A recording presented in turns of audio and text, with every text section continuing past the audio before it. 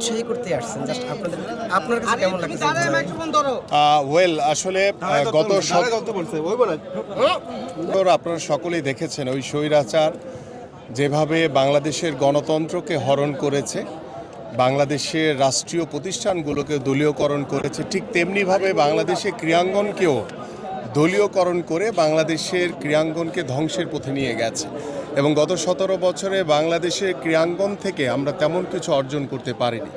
আমরা চাই সেই দলীয়করণ থেকে মুক্ত হয়ে আমরা আগামী ক্রীড়াঙ্গনকে আমরা একটি দলীয়করণ মুক্ত ক্রীড়াঙ্গন হিসেবে গড়ে তুলতে চাই। এবং আমরা সেই স্বৈরাচার আমল থেকেই আমাদের মাননীয় ভারপ্রাপ্ত চেয়ারম্যান জনাব তারেক রহমানের নির্দেশনায় আমরা বাংলাদেশের প্রত্যেকটি বিভাগে আমরা আরাফাত রহমান কোকো স্মৃতি ফুটবল টুর্নামেন্ট অনুষ্ঠিত করেছি। আমরা 5 তারিখের পরবর্তীত সময়ে আমরা জিয়া ক্রিকেট টুর্নামেন্ট সারা বাংলাদেশের প্রত্যেকটি বিভাগে আমরা অনুষ্ঠিত করেছি এবং ফাইনাল রাউন্ড আমাদের ঢাকা মিরপুর শেরেবাংলা জাতীয় স্টেডিয়ামে অনুষ্ঠিত হয়েছে। এবং আমাদের ঢাকা মহানগর উত্তর বিএনপি কর্তৃক আয়োজিত আমরা জিয়া আন্তঃথানা ফুটবল টুর্নামেন্ট আমাদের ফাইনালের অপেক্ষায় রয়েছে। ঠিক এইভাবে আপনারা দেখেছেন গতকালকেও আমরা জিয়া সুইমিং কার্নিভাল করেছি, এবং যেটি আমাদের যে জিয়া উদ্যান এবং সেই জিয়া উদ্যানের লেকে একটি নব এবং নতুন চিন্তা ভাবনা নিয়ে আমরা সেখানে বাংলাদেশের বরেণ্য সাঁতারুরা সেখানে সাঁতার কেটেছে। আমরা ঠিক এইভাবে সারা বাংলাদেশের প্রত্যেকটি প্রত্যন্ত অঞ্চলে খেলাধুলার মাধ্যমে আমরা আমাদের ভবিষ্যৎ প্রজন্মকে একটি সুস্থ জাতি হিসেবে গড়ে তুলতে চাই। এবং খেলাধুলার প্রতি আকৃষ্টতার মাধ্যমে যেখানে গত 17 বছর দেখেছি যে আমাদের যুব সমাজ মাদকের দিকে আকৃষ্ট হয়ে ধ্বংসের পথে চলে গেছে, মৃত্যুর করাল গ্রাসে তারা আক্রান্ত হয়েছে, আমরা সেই মাদক থেকে আমাদের সন্তানদের ভবিষ্যৎ যুব সমাজকে আমরা খেলার মাঠে আকৃষ্ট করে আমরা একটি মাদক মুক্ত সমাজ গড়তে চাই। পাশাপাশি আমরা এই ধরনের খেলাধুলার আয়োজনের মাধ্যমে আমরা প্রত্যন্ত অঞ্চলে খেলাধুলাকে সর্বোচ্চ গুরুত্ব দিয়ে আল্লাহ পাক যদি আমাদেরকে আগামী জাতীয় সংসদ নির্বাচনে বাংলাদেশ জাতীয়তাবাদী দল বিএনপিকে নির্বাচিত করে, আমরা ইতিমধ্যে সিদ্ধান্ত নিয়েছি, আমাদের মাননীয় ভারপ্রাপ্ত চেয়ারম্যান জনাব তারেক রহমান সিদ্ধান্ত নিয়েছেন যে আমরা প্রত্যেকটি স্কুলে ক্লাস 4 থেকে আমাদের যে ন্যাশনাল কারিকুলাম রয়েছে সেখানে ক্লাস 4 থেকে 5টি ইভেন্টকে খেলাধুলার 5টি ইভেন্টকে বাধ্যতামূলক করা হবে। এবং সেই খেলাধুলার মাধ্যমে আমরা যেভাবে আমাদের ভবিষ্যৎ প্রজন্মকে সুস্থ একটি জাতি হিসেবে গড়ে তুলতে পারবো, ঠিক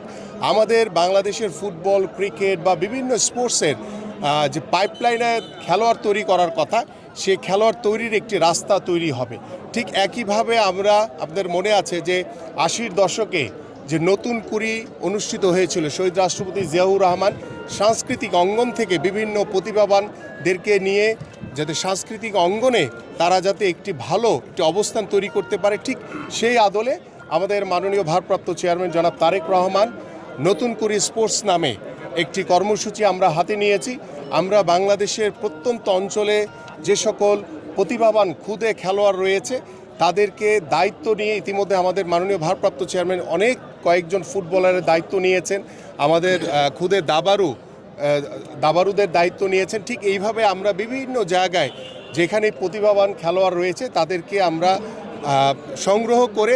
তাদেরকে ভবিষ্যতে আমরা যাতে সরকারিভাবে রাষ্ট্রীয়ভাবে তাদের পড়াশোনা এবং খেলাধুলার সকল দায়িত্ব সরকার গঠন করবে, আমরা এই কর্ম পরিকল্পনার মাধ্যমে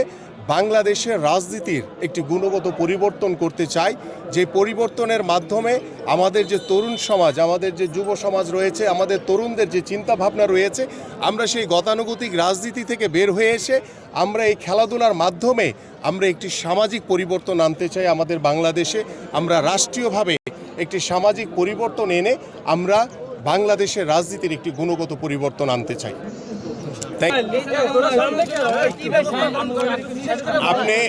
আপনারা ইতিমধ্যে জানেন যে আমাদের যে মিরপুর সোনালী অতীত এবং আজকে যে আমাদের ভোলা জেলার যে সোনালী অতীতের যে ফুটবল হবে, আমরা প্রতি মাসেই বাংলাদেশের এক একটি ডিস্ট্রিক্টে গিয়ে আমরা খেলাধুলাকে উদ্বুদ্ধ করার জন্য, এবং গত 17 বছর দেখেছি যে বিভিন্ন জেলায়, আমাদের যে সাংবাদিক ভাই প্রশ্ন করলেন যে বিভিন্ন জেলায় খেলাধুলা হতো না, আমরা চাচ্ছি যে এই ধরনের প্রীতি ফুটবল ম্যাচের মাধ্যমে বা অন্যান্য খেলার মাধ্যমে আমরা প্রত্যেকটি জেলায় উপজেলায় আমরা খেলাধুলাকে আবার নতুনভাবে একটি জাগরণ সৃষ্টি করতে চাই, যে জাগরণের মাধ্যমে আমি যেই কথাটি বলছি যে আমরা সামাজিক একটি পরিবর্তন চাই, আমরা রাজনৈতিক একটি গুণগত পরিবর্তন চাই এবং রাষ্ট্রীয়ভাবে পরিবর্তনের মাধ্যমে আমরা একটি সমৃদ্ধশালী এবং একটি মানবিক বাংলাদেশ গড়তে চাই। Thank you.